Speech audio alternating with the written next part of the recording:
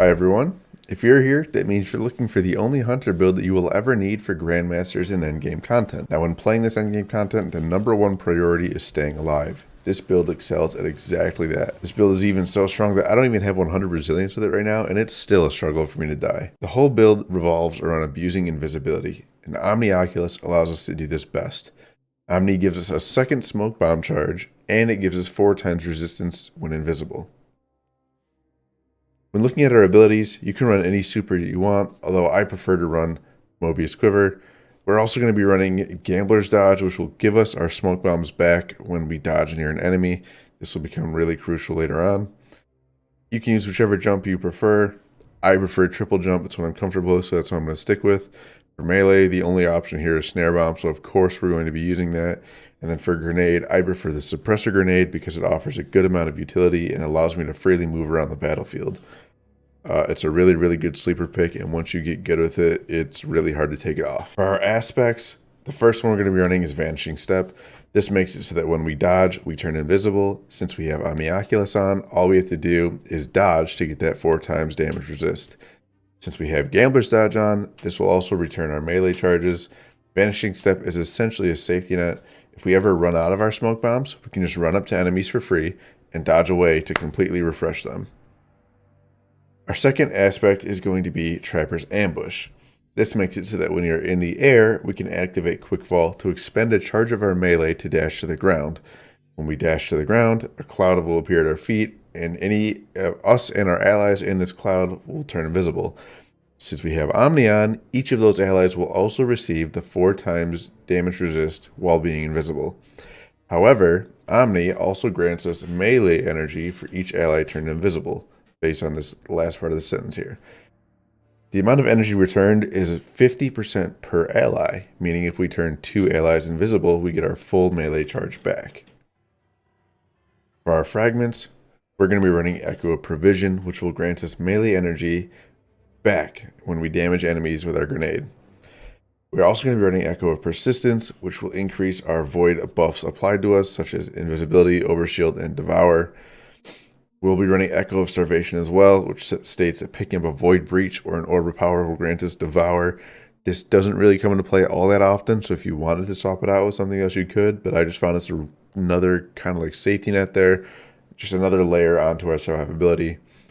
Finally, we're going to be running Echo of Obscurity. This will make it so that finisher final blows grant invisibility.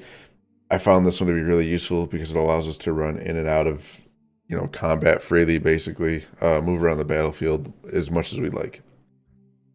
Our armor mods are going to be very simple. The name of the game is damage resist and keeping our melee up as often as we can.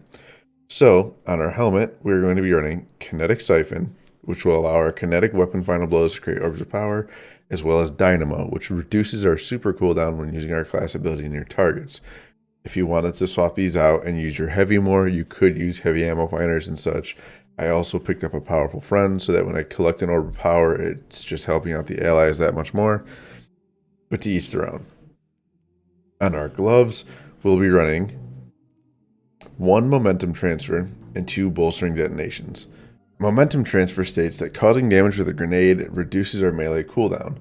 This means that not only are we getting grenade energy back from Echo Provision, but the same thing is happening here with Momentum Transfer. The reason we're running 2 Bolstering Detonations, however, is because our class ability, when we dodge, it gives us back more energy than just getting the melee energy back. So the idea here is to keep our dodge up as much as possible because that's free instant access to our melees, whereas the other ones will take a bit more time. On our chest piece, you're going to run triple damage resist of whatever element you need. Lately, I've been running a lot of Light Blade and Scarlet Keep, so I have triple arc resist on, but these will ultimately change depending on the activity that you're running. For our boots, we're going to be running Absolution, Recuperation, and Insulation. Absolution says when we pick up an Orb of Power, it reduces all of our ability cooldowns, whereas Insulation gives us our dodge back each time we pick up an Orb of Power, or at least some of that energy back. Recuperation allows us to regenerate health each time that we pick up an Orb of Power. So what this means is if there's enough Orb of Power on the ground, when we dodge to get our melee charges back, it will also instantly heal us while giving us 4 times damage resist, making it that much safer. The reason that happens is because on our class item, we have powerful attractions, which states that when we use our class ability, nearby orbs of power will get sucked up into that and come to us. We are also going to be running outreach and distribution. Distribution states that it reduces all ability cooldowns when using our class ability near targets, whereas outreach reduces our melee cooldown when using our class ability. For weapons, I would suggest keeping Wish Ender on basically at all times. It is quite possibly the best weapon in the game, honestly, for endgame content. For Grandmasters, Wish Ender does so much damage. It gives you so much super energy back. It's incredible. Your other 2 slots, you can really swap them up depending on the activity that you need. I would advise swapping them depending on the champions.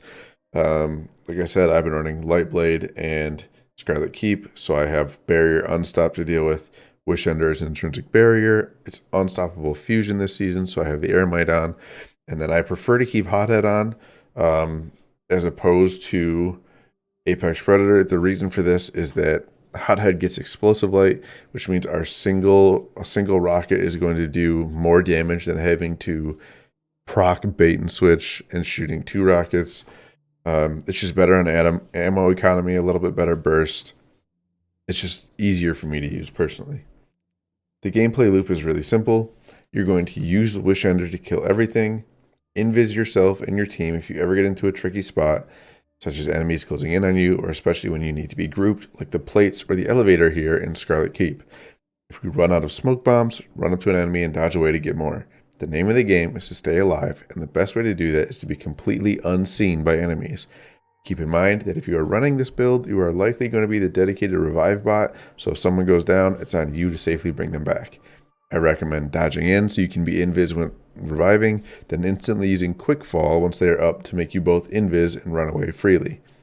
It is also important to keep in mind that if you have other Void Hunters, they will most likely be running Echo of Persistence as well. This means that your quick fall timings are going to be a little off if everyone is not on the same page. It may take you a minute to get the hang of this build, but once you do, you'll become unstoppable. Thank you all for watching. Good luck in those Grandmasters, and I hope to see you in the next one.